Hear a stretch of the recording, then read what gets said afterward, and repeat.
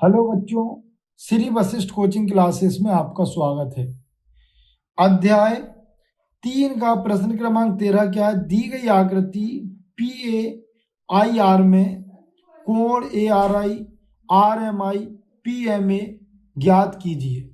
तो उसने बेटा हमें एक आकृति बनाकर दी है।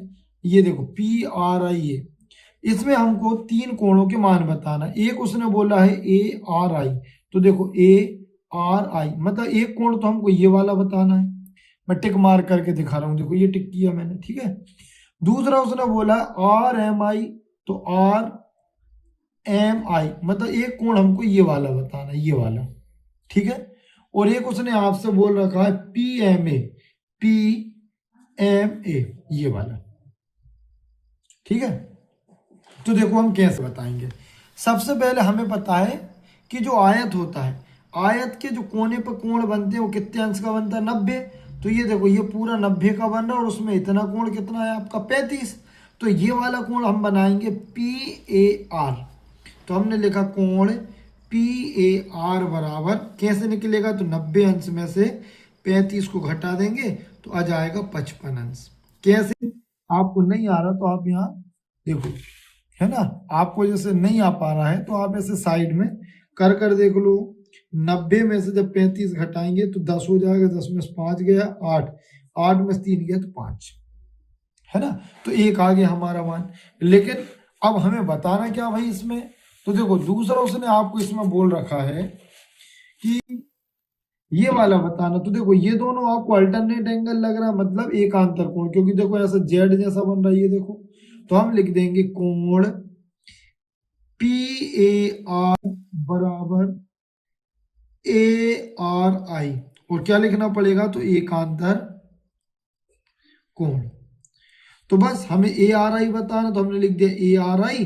और हमें पता है कि भैया जो पी ए आर का मान है वो कितना है? 90 अंश। तो देखो हमारा 55 अंश। तो एक उत्तर तो हमारा यहाँ आ गया। कैसे? कि भाई ये दोनों एकांतर कोण होते, हमें एक चीज मिल गई। फिर दूसरी चीज आपको बेटा ध्यान रखना है कि कोई भी आयत होता है उसके जो विकर्ण होते हैं वो एक दूसरे को क्या करते हैं? बायसेक्ट करते हैं। बायसेक्ट करते हैं मतलब क्या करते हैं? समद्विभाजित करते हैं, दोनों को समान हिस्सों में बांटते हैं। तो देखो यदि ये वाला कोण 55 अंश का है तो ये वाला कोण भी कितने अंश का आ जाएगा आपका? 55 का। कैसे आ जाएगा?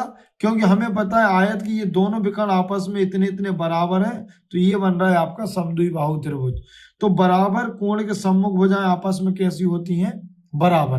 तो ये 55 का है तो ये भी 55 का होगा। तो आपको लिखना पड़ेगा कि कोण ए आर आई बराबर हम लिख देंगे दूसरा कोण आपका आर आई पी, और दोनों के दोनों 55 अंश के होंगे, ठीक है। कितने अंश के होंगे?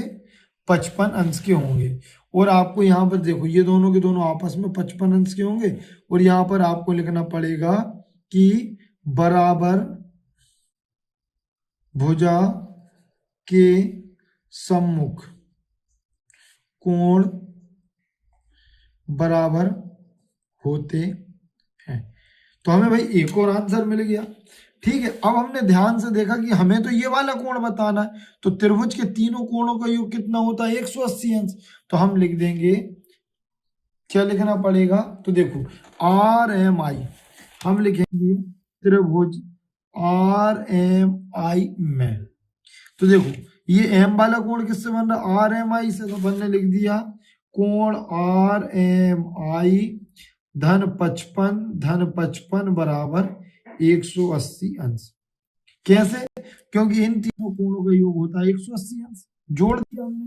तो देखो ये तो आ गया हमारा कोण आर एम आई, ये हो जाएगा 55 में 55 जोड़ेंगे तो 110 अंश बराबर 180 अंश। अब ये हो गया आर एम आई। देखो ये 110 का इस साइड पक्षांतर होगा तो धन का हो जाएगा ऋण, तो हमारा उत्तर आ जाएगा 70 अंश। तो देखो एक आंसर और आ गया हमारा, आर एम आई कितना आ गया? 70 अंश। ये लिखा देखो आर एम आई, ठीक है। अब हमें तीसरा बताना P M A. P M A कौन सा? देखो पी एम ए हमेशा याद रखना, यदि कोई भुजा एक दूसरे को ऐसी काटती है तो ये दोनों कोण भी आपस में बराबर होते हैं, इनको बोलते हैं एकांतर कोण। तो हमने देखा कि जो हमारा कोण है आर RMI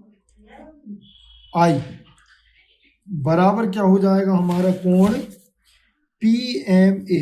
तो हमने लिख दिया PMA और इसको बोलते हैं अपन शीर्षा भी मुख कोण।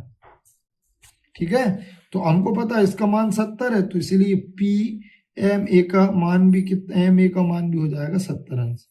तो हमारे आंसर आ जाएंगे बेटा कि भैया हमारा एक कोण आएगा कितने 55 अंश का, दूसरा आएगा हमारा 70 अंश का और तीसरा भी आएगा हमारा 70 अंश का। यदि वीडियो पसंद आई हो, क्वेश्चन समझ में आया हो, चैनल को लाइक करें, सब्सक्राइब करें।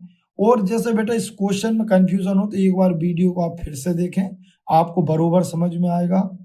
Thank you for watching.